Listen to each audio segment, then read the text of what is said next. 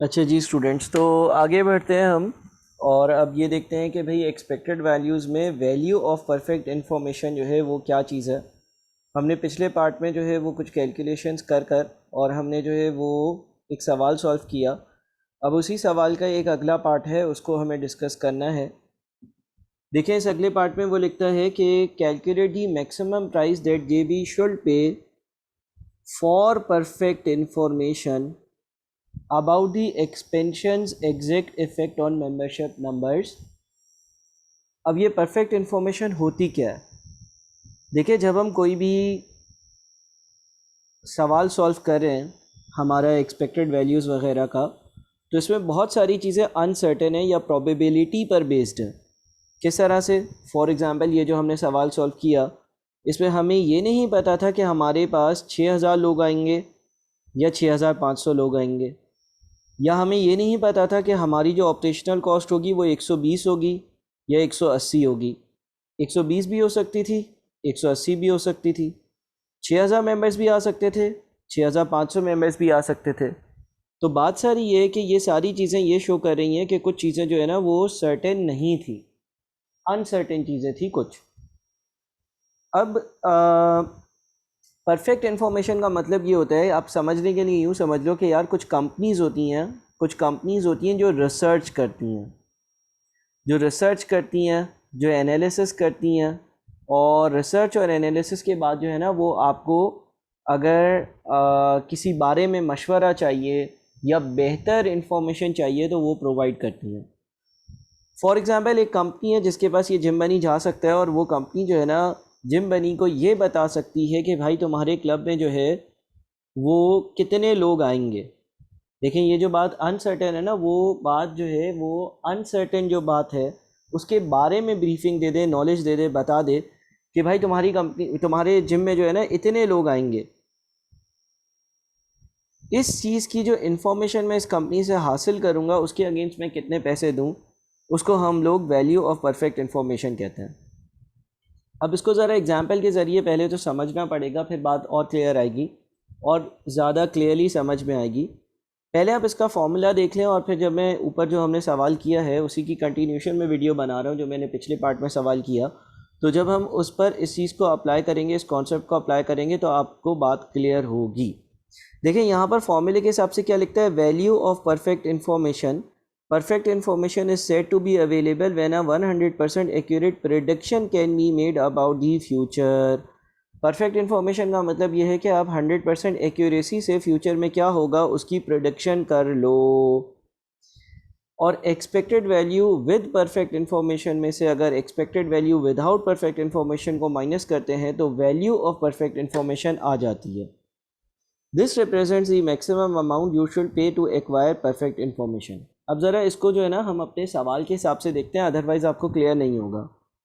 देखिए हमारे पास part B क्या बोलता था, calculate the maximum price that GB should pay for perfect information about the expansions exact effect on membership numbers.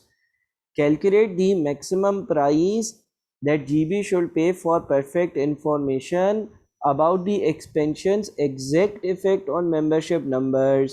membership numbers पर क्या impact आएगा, membership number पर क्या impact आएगा उसकी अगर आपको exact knowledge, exact information मिल जाए, कोई आपको ये provide करे information, तो उसको आप कितने कीमत, कितनी प्राइस पे करोगे।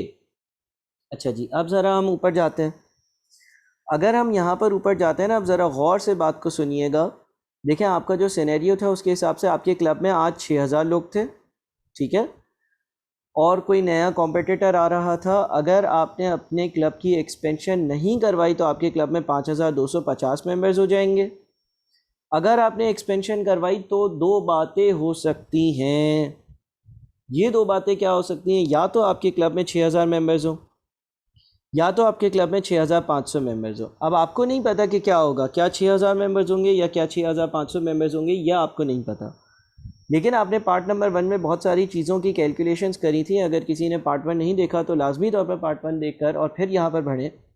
देखिए हमने ये देखा था कि अगर हम एक्सपेंशन नहीं करवाएंगे तो सालाना 3.36 मिलियन कमा रहे होंगे और 3 साल के 10.08 मिलियन कमा रहे होंगे।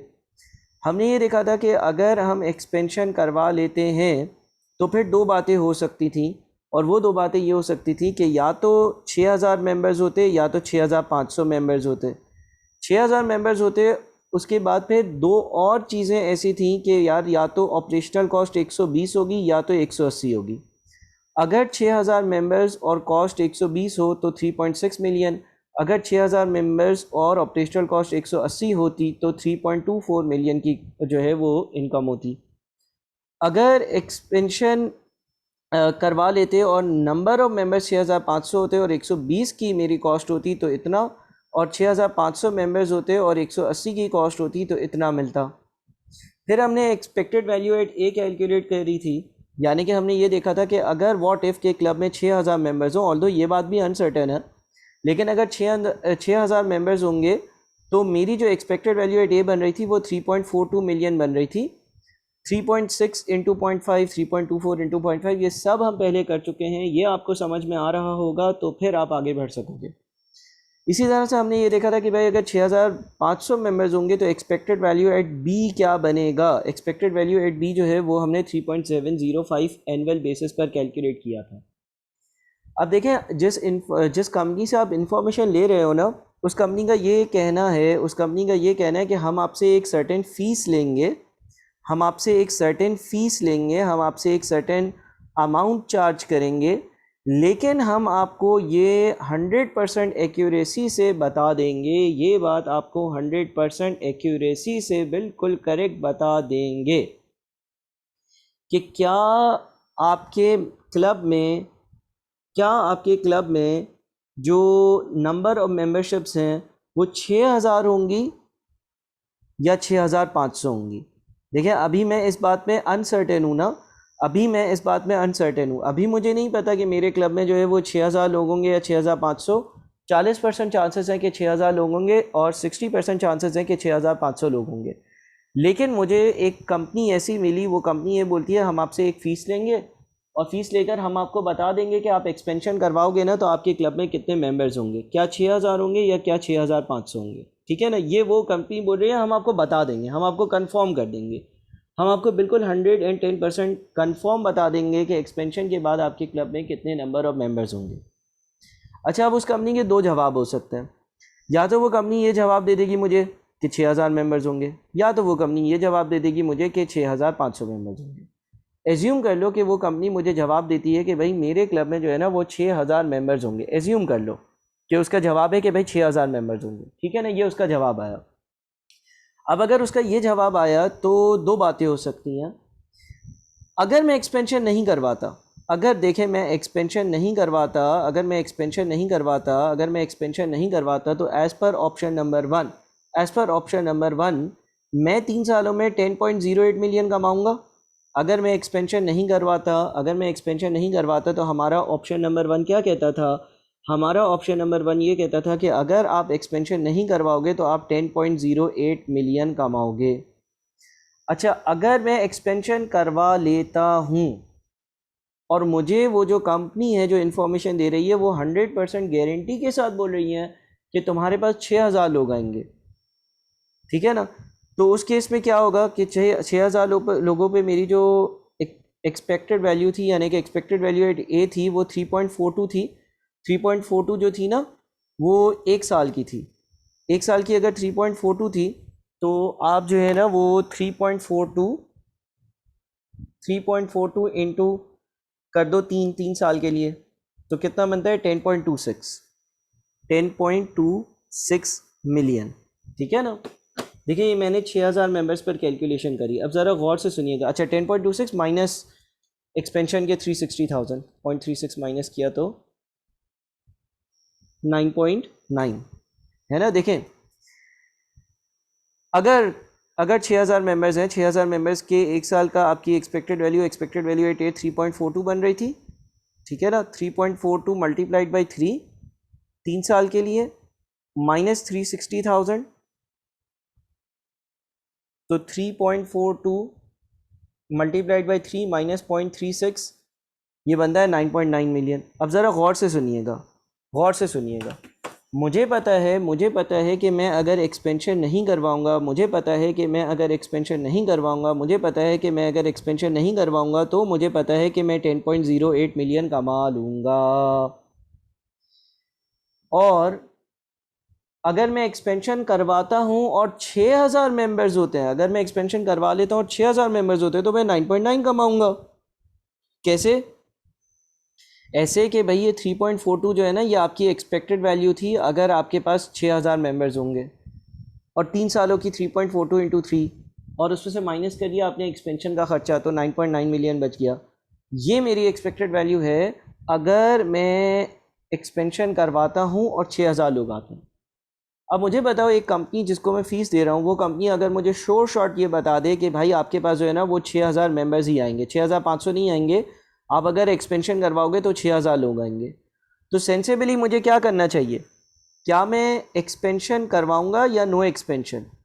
सर, अगर सामने वाली कंपनी ये गारंटी के साथ बोल देती है, अगर सामने वाली कंपनी जिससे आप ये इन्फॉर्मेशन ले रहे हो कि कितने मेंबर्स आएंगे, वो 110% गारंटी के साथ इस बात को कंफर्म कर देती है कि आपके पास 6000 लोग ही आएंगे, तो सर उस केस में तो आपको नो एक्सपेंशन के लिए जाना चाहिए, क्योंकि नो एक्सपेंशन पर आप 3 साल में 10.08 मिलियन कमाओगे। ठीक है? हमें नहीं पता कि वो सामने वाली कंपनी क्या बोलेगी, लेकिन मैं कह रहा हूँ कि अगर सामने वाली कंपनी ये बोल देगी कि 6000 लोग ही आएंगे, तो भाई फिर उस केस में तो मैं फिर एक्सपेंशन नहीं करवाऊंगा। एक्सपेंशन ना करवा कर 10.08 मिलियन कमा रहा हूँ, ये ज़्यादा बेहतर है ना। एक्सपेंशन करवा लेता तो 9.9 मिलियन कमाता, वो कम है। अच्छा, अगर लेट से जिससे मैंने इन्फॉर्मेशन ली उससे बोलिया भाई आपके पास 6500 लोग आएंगे, अब क्या करना होगा ये देखते हैं। विदाउट एक्सपेंशन तो 10.08 है, लेकिन अगर सामने वाली कंपनी बोल देती है कि तुम एक्सपेंशन करवाओगे और 6500 लोग आएंगे, तो देखिए एक्सपेक्टेड वैल्यू एट बी जो हमने कैलकुलेट करी थी वो 6000 और 500 मेंबर्स के हिसाब से करा था 3.705। एक्सपेक्टेड वैल्यू एट बी यानी कि 3.705 मिलियन मल्टीप्लाइड बाई 3 माइनस 0.36।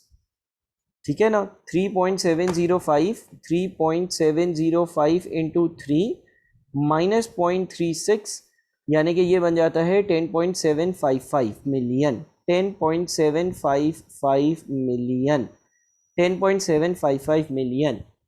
यानी कि पता ये चला कि अगर सामने वाली कंपनी मुझे 110% कंफर्मेशन देकर ये बात बता देगी कि मेरे क्लब में 6500 मेंबर्स आएंगे, तो उस सिनेरियो में मैं अगर एक्सपेंशन नहीं करवाऊंगा तो नो एक्सपेंशन पर 10.08 है और एक्सपेंशन पर 10.75 है, यानी कि मैं तो एक्सपेंशन उस केस में करवाऊंगा ही करवाऊंगा। अब बात को समझ रहे हो? अगर एक कंपनी आपके पास आए, बोले मुझे फ़ीस दो, फीस दे के मैं तुम्हें बता दूंगा तुम्हारे पास कितने मेंबर्स आएंगे, और अगर वो फीस लेकर बोलेगी कि 6000 मेंबर्स आएंगे एक्सपेंशन के बाद, तो तुम एक्सपेंशन नहीं करवाओगे, इसलिए क्योंकि तुम्हें पता है कि एक्सपेंशन करवा कर 9.9 मिलियन कमाना है, एक्सपेंशन ना करवा कर 10.08 कमाना है। लेकिन अगर वो कंपनी फ़ीस लेकर ये बोल देती है कि तुम्हारे पास 6000 और 500 लोग आएंगे, 100% कन्फर्म मैं आपको इन्फॉर्मेशन दे रहा हूँ, तो आप उस केस में एक्सपेंशन करवा लोगे, क्योंकि आप ये सोचोगे कि एक्सपेंशन करवा कर 10.755 मिलियन कमाए जा रहे हैं और ना करवा कर 10.08 मिलियन कमाए जा रहे हैं। तो इसका मतलब ये हो गया कि दूसरी चीज़ हमारे पास जो आ गई वो ये आ गई कि यार अगर मेरे क्लब में 6500 मेंबर्स होंगे, इसकी मुझे कंफर्मेशन मिल जाती है, उस केस में मैं एक्सपेंशन करवाऊंगा, क्योंकि एक्सपेंशन करवा कर मैं 10.755 मिलियन कमा सकता हूँ। एक्सपेंशन ना करवा कर 10.08, एक्सपेंशन करवा कर 10.755 मिलियन। बात समझ में आ रही है? ठीक है। अब वो जो कंपनी है वो फीस लेकर अपना ये जवाब देगी। देखो, इस बात को भी सोचना कि अभी हमें उस कंपनी ने बताया नहीं है, हम सिर्फ अपने हिसाब पे वर्किंग कर रहे हैं कि यार वो कंपनी ये चीज़ भी बता सकती है, ये चीज़ बताएगी तो हम एक्सपेंशन नहीं करवाएंगे। कंपनी ये जवाब भी दे सकती है, कंपनी अगर 6500 का जवाब देगी तो हम एक्सपेंशन करवाएंगे। और ये सारी कैलकुलेशंस हमने पार्ट नंबर 1 में की थी। जब आप पार्ट नंबर 1 अच्छे से देखोगे, सॉल्व करोगे, लिखोगे तो आपको समझ में आएगा। अब हमें नहीं पता कि वो कंपनी जवाब क्या देगी जिससे हम इंफॉर्मेशन लेने के लिए जा रहे हैं, लेकिन हम ये सोच सकते हैं कि क्योंकि हमारी अपनी वर्किंग्स ये बोलती थी कि 0.4 प्रोबेबिलिटी है कि 6000 लोग आएंगे और 0.6 इस बात की प्रोबेबिलिटी है कि 6500 लोग आएंगे। हमारी अपनी वर्किंग ये कहती थी कि 0.4 प्रोबेबिलिटी है कि 6000 लोग आएंगे और 0.6 इस बात की प्रोबेबिलिटी है कि 6000 और 500 लोग आएंगे। तो हम ये एज्यूम कर लेते कि हम अभी कंपनी से पूछने नहीं गए, लेकिन जब हम पूछने जाएंगे तो 40% चांसेस है कि कंपनी बोलेगी कि 6000 लोग आएंगे, और 60% चांसेस है कि कंपनी बोलेगी कि 6500 लोग आएंगे। अच्छा, कंपनी के ये बोलने के चांसेस कि 6000 लोग आएंगे वो 40% है, और उस केस में मैं 10.08 मिलियन कमाऊँगा। कंपनी जिससे मैं ये इन्फॉर्मेशन लेने जाऊंगा और वो ये बोल दे कि 6500 लोग आएंगे, इसके 60% चांसेस हैं, और उस केस में मैं 10.755 मिलियन कमाऊंगा। यानी कि मैं ये कह सकता हूँ कि अगर मैं कंपनी से परफेक्ट इन्फॉर्मेशन ले लूँगा तो एक्सपेक्टेड अर्निंग्स मेरी होंगी 0.54 into 10.08 plus 0.6 into 10.755 which is 10.485 10.485 million. ठीक है, मैं ये सोच रहा हूँ कि 40% इस बात के चांसेस हैं कि मैं उस कंपनी को बोलूँगा बताओ मुझे इन्फॉर्मेशन दो कि मेरे क्लब में कितने मेंबर्स आएंगे, और वो 6000 बोल देगा, और जब वो 6000 बोल देगा तो मैं एक्सपेंशन नहीं करवाऊँगा, यानी कि 10.08 कमाऊँगा। 60% चांसेस इस बात के हैं कि मैं उससे इन्फॉर्मेशन लेने जाऊँगा और उसने मुझे बोल देना है कि भाई 6500 लोग आएंगे, और 6500 लोग आएंगे, उस केस में मैं एक्सपेंशन नहीं करवाऊँगा, एक्सपेंशन करवाऊँगा तो 10.755 कमाऊँगा। इसका मतलब ये हो गया कि ऑन ओवरऑल बेसिस 40% चांसेस इस बात के हैं, ऑन ओवरऑल बेसिस 40% चांसेस इस बात के हैं कि मैं उस कंपनी का जवाब आएगा कि भाई 6000 लोग आएंगे, मैं एक्सपेंशन नहीं करवाऊँगा, मैं 10.08 कमाऊँगा। 60% चांसेस इस बात के हैं कि उस कंपनी का जवाब आएगा कि 6500 लोग आएंगे, मैं एक्सपेंशन करवाऊँगा और 10.755 कमाऊँगा। यानी कि एक्सपेक्टेड ये है कि विद परफेक्ट इन्फॉर्मेशन मैं 10.485 मिलियन कमाऊँगा, यानी कि expected value with perfect information 10.485 million है। अगर मैं उस कंपनी से परफेक्ट इन्फॉर्मेशन ले लेता हूँ तो मैं एक्सपेक्ट कर सकता हूँ कि 10.485 मिलियन मैं कमाऊँगा। अच्छा, expected value without perfect information क्या होगा, वो पहले पार्ट का आंसर होगा। पहले पार्ट में आपने क्या डिसाइड किया था? पहले पार्ट में आपने ये डिसाइड किया था कि एक्सपेंशन करवाओगे या नहीं करवाओगे, क्या डिसाइड किया था? पहले पार्ट में हमने डिसाइड किया था कि एक्सपेंशन करवाएंगे, क्योंकि एक्सपेंशन करवाकर 10.413 मिलियन हम कमा रहे थे, और एक्सपेंशन ना करवाकर 10.08 मिलियन कमा रहे थे। तो पहले पार्ट का आंसर हमारा ये कहता था कि भाई आप जो है वो 10.413 मिलियन कमाओगे, यानी कि expected value without perfect information जो है ना वो 10.413 मिलियन थी। तो value of perfect information in दोनों का डिफरेंस है, और इन दोनों का डिफरेंस यानी कि 10.485 माइनस 10.413 ये बन जाता है आपका 0.072 मिलियन, 0.072 मिलियन, यानी कि 720,000। तो ये आपकी वैल्यू ऑफ परफेक्ट इन्फॉर्मेशन होगी, यानी कि उस कंपनी को जो आप फीस दोगे ना, फीस मैक्सिमम ये फीस दोगे, क्योंकि उससे इन्फॉर्मेशन लेने का आपको जो मैक्सिमम फ़ायदा हो रहा है वो 720,000 हो रहा है। इसने कहा था calculate the maximum price that GB should pay for perfect information about the expansions exact effect on membership numbers, यानी कि सामने वाली कंपनी अगर मुझे एग्जैक्ट नंबर ऑफ मेंबरशिप बता दे और उसके अगेंस्ट मुझसे वो एक फ़ीस ले रही हो, तो उस परफेक्ट इन्फॉर्मेशन के लिए मैं कितनी फ़ीस पे करूँगा। ज़्यादा से ज़्यादा मैं 7,20,000 रुपये पे करने को तैयार हो जाऊँगा, ज़्यादा से ज़्यादा मैं 7,20,000 रुपये पे करूँगा। ठीक है जी, तो ये थोड़ा सा एक कॉम्प्लेक्स पार्ट था। अगर आपने क्वेश्चन 6 का पिछले लेक्चर में कंप्लीट आंसर लिखा होगा तो काफ़ी आसानी हुई होगी, अदरवाइज़ बिल्कुल मुश्किल हुई होगी। इसके अलावा इस हैंड आउट में दो चीज़ें लिखी हुई हैं कि डिसीजन ट्री में जहाँ पर डिसीजन लेना था वहाँ पे अपने स्क्वायर बनाना है, और जहाँ पर आउटकम होगा वहाँ पे अपने सर्कल बनाना है। अब एक और क्वेश्चन कर लेते हैं। क्वेश्चन नंबर 7 आ रहा है आपके पास, और इसमें जो है वो BFD या बिजनेस फाइनेंस डिसीजन की भी जो है वो इन्वॉल्वमेंट है, तो इसको देख लेते हैं। एक सवाल है, the directors of Khayam limited are considering an investment proposal which will need an immediate cash outflow of 500 million. Khayyam limited ये बात सोच रही है कि हम जो है वो एक प्रोजेक्ट में इन्वेस्टमेंट करें, और उस केस में उसको 500 मिलियन की इन्वेस्टमेंट करनी होगी। अच्छा, मैं चाहूँगा कि आप सवाल पहले पढ़ लें। देखिए सवाल क्या है। सवाल है, draw a decision tree to depict the above possibilities, determine whether it will be advisable for Khayam Limited to undertake this project. Kindly सवाल को वीडियो पॉज करके पढ़ लीजिएगा और फिर आगे बढ़िएगा। अच्छा जी, अब हमारा जो डिसीजन है, देखिए मैं डिसीजन ट्री अगर मैं बनाना शुरू करूं, मैंने एक बॉक्स बना दिया, ठीक है ना। बॉक्स वहाँ पे बनाते हैं जहाँ पर डिसीजन लेते हैं। लिखा जा रहा है, the directors of Khayam Limited KL are considering an investment proposal which would need an immediate cash outflow of 500 million Khayam Limited जो है वो एक इन्वेस्टमेंट करने का सोच रहा है और इन्वेस्टमेंट करेगा, तो उस केस में यहाँ पे बनाना पड़ेगा, डिसीजन ट्री बड़ा बन रहा होगा थोड़ा सा। अच्छा जी, अगर वो इन्वेस्टमेंट करेगा तो उस केस में 500 मिलियन का कैश आउटफ्लो होगा।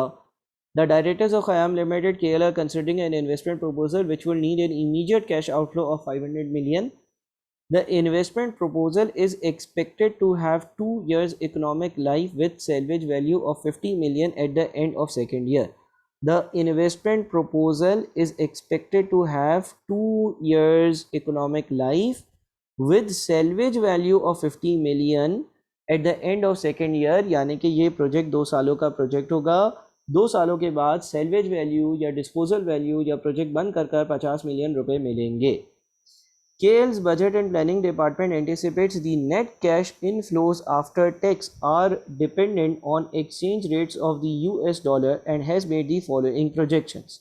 कंपनी को यूँ लगता है कि कंपनी के जो कैश इन्फ्लोज होंगे फ्यूचर में वो ये होंगे, और उसके बारे में ये इसने टेबल बना कर दिया हुआ है। ये टेबल रीड करना आपको आना चाहिए। टेबल में क्या लिखा हुआ है?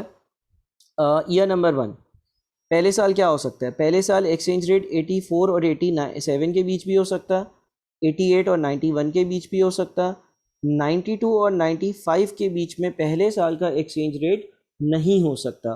देखें, ईयर 1 की इंफॉर्मेशन पे सिर्फ फोकस करें तो उसने ये लिखा है कि ईयर नंबर 1 में अगर आपका एक्सचेंज रेट 84 और 87 के बीच हुआ, जिसके 65% चांसेस हैं, तो 250 मिलियन का नेट कैश फ्लो होगा। अगर 88 और 91 के बीच में एक्सचेंज रेट हुआ जिसके 35% चांसेस है, तो कैश फ्लो 320 मिलियन होगा। इसका मतलब ये हो गया कि देखिए, या तो मैं एक्सपेंशन करवाऊंगा या तो नहीं करवाऊंगा। अगर मैंने एक्सपेंशन करवा ली तो पहले साल का जो एक्सचेंज रेट है वो 84 और 87 के बीच हो सकता है। इसकी प्रोबेबिलिटी कि एक्सचेंज रेट 84 और 87 के बीच हो, इसकी प्रोबेबिलिटी है 65%, और इस बात की प्रोबेबिलिटी कि एक्सचेंज रेट जो है वो 88 और 91 के बीच हो, इसकी प्रोबेबिलिटी है 35%। ठीक है। अच्छा जी, उसके बाद year number 2, if year 1 exchange rate is 84-87, अगर पहले साल का एक्सचेंज रेट 84 और 87 के बीच होगा, यानी कि अब हम इस रूट पर हैं। If year 1 exchange rate is 84-87, अगर पहले साल का एक्सचेंज रेट 84 और 87 के बीच हुआ, तो उस केस में आपके पास ईयर नंबर 2 का जो एक्सचेंज रेट होगा, देखिए हेडिंग ईयर 2 है, हेडिंग ईयर 2 है, यानी कि वो ईयर 2 की इन्फॉर्मेशन बता रहा है, और नीचे लिख रहा है कि अगर एक्सचेंज रेट पहले साल का 84-87 के बीच हुआ, तो फिर दूसरे साल का एक्सचेंज रेट जो है वो अगेन 84 और 87 के बीच हो, इसके आपके जो चांसेस हैं वो 20% है। ठीक है। या आपका एक्सचेंज रेट जो है, इसी पट्टी को अगर पढ़ते रहें, 88 और 91 के बीच हो, इसके चांसेस कितने हैं? इसके चांसेस जो है वो 65% है। या एक्सचेंज रेट जो है वो 92 और 95 के बीच हो, इसके चांसेस कितने हैं? इसके चांसेस जो है वो 15% है।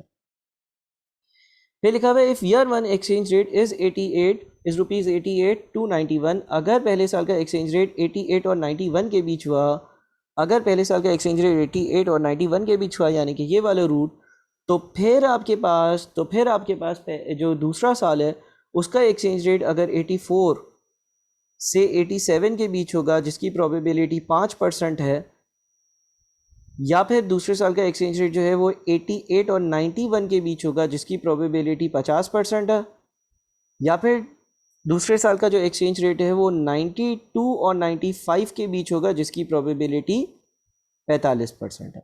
ठीक है जी। तो यहाँ पर आपने क्या किया, आपने ये देख लिया कि भाई क्या क्या हो सकता है। देखिए, पहले साल एक्सचेंज रेट 84 to 87 या 88 to 91 होगा, तो आपने इन्वेस्टमेंट करी तो 500 मिलियन गए, ठीक है ना, और 500 मिलियन गए, और क्या क्या हो सकता है वो आपने देख लिया। सही है जी।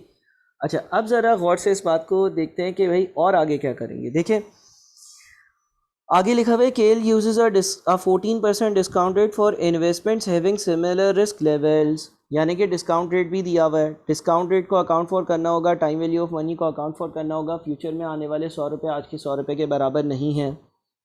अब देखिए, यहाँ पर आपके पास पहली रूट क्या है? पहली रूट ये है, देखिएगा ज़रा गौर से, पहली रूट आपके पास ये है कि आप जो है ना वो इन्वेस्टमेंट करो, पहले साल का जो एक्सचेंज रेट हो 84 to 87 हो, जिसकी प्रोबेबिलिटी 65% है। दूसरे साल का एक्सचेंज रेट भी 8400 और 87 के बीच हो, जिसकी प्रोबेबिलिटी 20% है। इस पहले रूट के हिसाब से मैं यहाँ पर वर्किंग कर देता हूँ, थोड़ी सी रफ कर रहा हूँ। देखिए होगा क्या, 2 साल प्रोजेक्ट चलेगा। पहले साल के आखिर में अगर पहले साल का एक्सचेंज रेट 84 और 87 हुआ, तो आप टेबल देखें, आपकी जो 250 मिलियन का कैश फ्लो होगा, ठीक है ना, 250 मिलियन का कैश फ्लो होगा in terms of dollars. Millions में दी हुई है ना सारी अमाउंट्स, ये लिखा हुआ है, हाँ, all are in million rupees. और 1 साल बाद होगा तो डिवाइडेड बाय 1 प्लस 14% पावर 1। पहले साल का एक्सचेंज रेट 84 और 87 हुआ, तो आप पहले साल 250 मिलियन कमाओगे, 250 डिवाइडेड बाय 1 प्लस 14% पावर 1। और फिर दूसरे साल का भी एक्सचेंज रेट 84 87 हुआ, तो दूसरे साल 280 नज़र आ रहा है आपको। लेकिन ये भी देखिएगा कि 50 मिलियन की सैलवेज या स्क्रैप वैल्यू है, तो 280 और 50 कितना हुआ, 330। 330 डिवाइडेड बाई 1 प्लस 14% पावर 2। तो इसका मतलब पहले साल का एक्सचेंज रेट और दूसरे साल का एक्सचेंज रेट, दोनों एक्सचेंज रेट जो है वो 84 87 हुए, तो 250 divided by 1.14 plus 330 divided by 1.14 की पावर 2, यानी कि ये 473.22 बन जाएगा, तकरीबन 473.22। अच्छा, उसके बाद फिर पहले साल का एक्सचेंज रेट 84 87 हो, मगर दूसरे साल का एक्सचेंज रेट 88 91 हो। पहले साल का एक्सचेंज रेट 84 87 हो, मगर दूसरे साल का एक्सचेंज रेट 88 91 हो। उस केस में क्या होगा, उस केस में पहले साल 250 million, 250 divided by 1 plus 14% plus दूसरे साल आपको जो है वो 88 89 पे 330 यहाँ पे लिखे हुए हैं, और 50 की स्क्रैप वैल्यू होगी, यानी कि 380 डिवाइडेड बाई 1 प्लस 14% पावर 2। तो 250 divided by 1.14 plus 380 divided by 1.14 की पावर 2, यानी कि 511.69, 511.7, 511.7। अच्छा, पहले साल का एक्सचेंज रेट जो है वो 84 87 हो, लेकिन दूसरे साल का एक्सचेंज रेट 92 95 हो। इस केस में क्या होगा, पहले साल 250 डिवाइडेड बाई 1 प्लस 14%, दूसरे साल दूसरे साल जो है वो 360 और 50 ना, 360 और 50 स्क्रैप वैल्यू वाले, यानी कि 410 डिवाइडेड बाई 1 प्लस 14% पावर 2। तो 250 divided by 1.14 plus 410 divided by 1.14 की पावर 2, ये बन जाता है 534.77, 534.77। अच्छा, पहले साल का एक्सचेंज रेट 88 91 हो, दूसरे साल का एक्सचेंज रेट 92 95 हो। या यहाँ चल लेते हैं, चलिए पहले नीचे वाली रूट कवर कर लेते हैं। पहले साल का एक्सचेंज रेट 88 91 हो और दूसरे साल का एक्सचेंज रेट 84 87 हो, तो पहले साल का एक्सचेंज रेट 88 91 होगा, तो 320 डिवाइडेड बाई 1 प्लस 14%, और दूसरे साल का एक्सचेंज रेट जो है वो 84 87 हो, 84 87 पे दूसरे साल, पहले साल का एक्सचेंज रेट 88 91 हो, दूसरे साल का 84 87, तो ये 340 आ रहा है। 340 और 50 मिलियन जो है वो स्क्रैप वैल्यू के, तो 340 और 50 कितना होता है, 390 होता है। तो plus 390 divided by 1 plus 14% power 2, तो ये बन जाएगा आपका 320 divided by 1.14 plus 390 divided by 1.14 की पावर 2, यानी कि 580.79, 580.79, 580.79। अच्छा, फिर ये वाली रूट आ जाती है, पहले साल का एक्सचेंज रेट 88 91 हो, उस पर हमारे पास कितना आ रहा था, 320, और दूसरे साल का एक्सचेंज रेट जो है ना वो 88 91 हो, उस केस में आपके पास जो है वो 380 लिखा हुआ आ रहा है, और प्लस 50 करते हैं तो 430 upon 1 plus 14% power 2, 320 divided by 1.14 plus 430 divided by 1.14 की पावर 2, यानी कि 611.57 मिलियन। पहले साल का एक्सचेंज रेट 88 91 हो, दूसरे साल का एक्सचेंज रेट 92 95 हो। इस केस में क्या होगा, इस केस में पहले साल का एक्सचेंज रेट अगर 8891 होगा तो पहले साल 320 के कैश फ्लोज हैं लिखे हुए, एक साल की डिस्काउंटिंग 1 + 14%। दूसरे साल के कैश फ्लोज जो है वो अगर 92 95 वो 400 लिखे हुए हैं और 50 की स्क्रैप वैल्यू वो भी कैश में मिलेगी, 450 डिवाइडेड बाई 1 + 14% पावर 2, तो 320 divided by 1.14 plus 450 divided by 1.14 की पावर 2, ये बन जाता है 626.96, 626.96। ठीक है जी। तो अब हमने ये अपना डिसीजन ट्री बना लिया। अच्छा, उसके बाद हम एक्सपेक्टेड वैल्यूज़ पर आएंगे। इसको ए कह देते हैं, इसको बी कह देते हैं, इसको सी कह देते हैं। तो जनाब ए पर आते हैं, expected value at A. Expected value at ए कैसे आएगी, 20% इंटू 473.22। उसके बाद 65%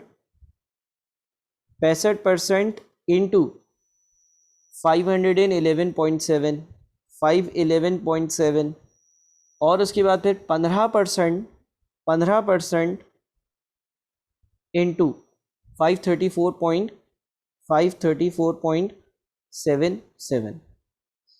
20% इंटू 473.22, 65% इंटू 511.7 और 15% इंटू 534.77, यानी कि ये टोटल 507.46 बनता है, 507.46। अच्छा, expected value at B, expected value at B, expected value at B कैसे आएगा, 45% into 626.96 plus 50% into 611.57 plus 5% into 580.79। तो 45% into 626.96 plus 50% into 611.57 plus 5% into 580.79, यह आपका बन जाता है 616.96, 616.96 मिलियन। ये एक्सपेक्टेड वैल्यू एट बी है। ठीक है जी। अब आ जाते हैं हम एक्सपेक्टेड वैल्यू एट सी पर, यानी कि और पीछे, यानी कि इस बात की प्रोबेबिलिटी, हमने अभी जिस बात की प्रोबेबिलिटी अकाउंट की है ना, वो सेकेंड ईयर के एक्सचेंज रेट्स की क्या क्या प्रोबेबिलिटी हो सकती है। अब फर्स्ट ईयर के एक्सचेंज रेट्स की प्रोबेबिलिटी अकाउंट फॉर करने के लिए एक्सपेक्टेड वैल्यू एट सी के लिए 65% मल्टीप्लाइड बाई ए की एक्सपेक्टेड वैल्यू, यानी कि 507.46 और 35% मल्टीप्लाइड बाई 616.96। तो 65% इंटू 507.46 प्लस 35% इंटू 616.96, यह आपका 545.785 आता है, 545.78 मिलियन। ठीक है जी। ये आपकी एक्सपेक्टेड वैल्यू होगी अगर आप एक्सपेंशन करवाओगे। दूसरी बात ये कि एक्सपेंशन करवाने के लिए इसने सवाल में लिखा हुआ था कि आपको जो है ना वो इमीडिएटली 500 मिलियन इन्वेस्टमेंट के लिए इमीडिएटली 500 मिलियन जो है वो पे करने होंगे।